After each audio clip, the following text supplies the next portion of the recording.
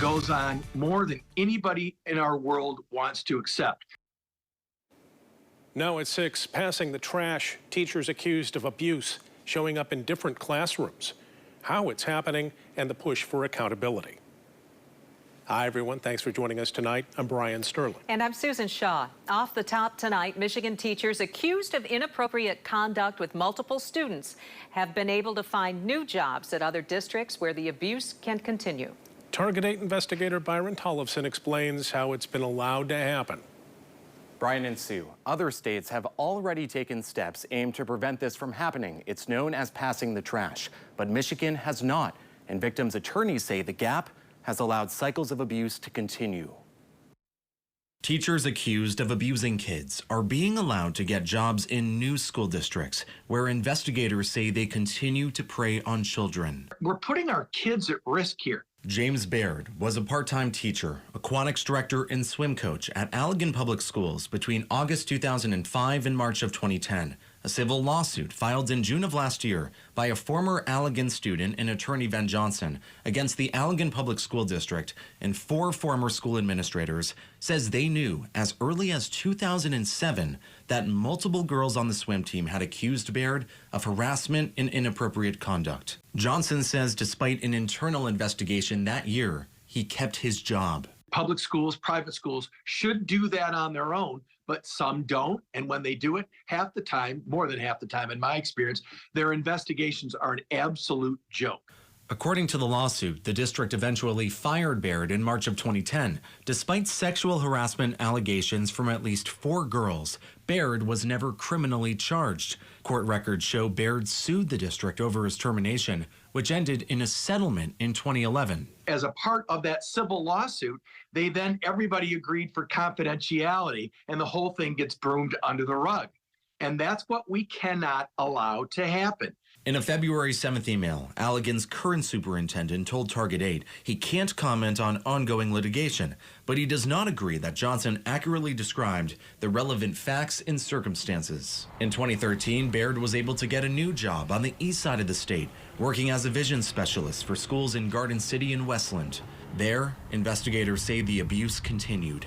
He has now been criminally charged with sexually abusing 4 girls who were visually impaired between 2018 and 2020. Prosecutors say 3 of the girls, then ages 8, 10, and 11, were blindfolded and then assaulted. Baird allegedly abused a then 8-year-old girl multiple times while he gave her vision tests. He could face decades in prison if convicted. We have got to step up and plug these loopholes that allow people who are systemically hurting other people, but especially our children. We have got to step up and make sure that that can never happen again. After the charges were announced in February, that school district, Livonia Public Schools, said when they hired Baird, they did a criminal background check, a reference check, and an unprofessional conduct check, and none of it brought up any misconduct. That's what we should not allow to happen. It should be mandatory that that information be shared. The Michigan Department of Education tells Target 8 when it comes to hiring, it is the school district's responsibility to do their own due diligence in performing background checks, including calling previous districts for references and information about their past. The Department of Education says under current law, teachers are only required to disclose convictions of felonies and misdemeanors to school districts and the Department of Education. Until there is a conviction, the Department of Education says it has no statutory authority to make termination decisions for school districts. Johnson says when there are allegations against a teacher, an investigation should immediately happen, and the results should permanently stay on the teacher's record. So if and when they go to another district, whether it's in-state, out-of-state, whatever, that new entity who's taking this person under consideration has access to all of that information so that can be made a part of the decision-making process. Other states have created their own laws to address this. In 2019, California extended the statute of limitations, giving survivors of childhood sexual abuse more time to report. Michigan is considering a similar step right now.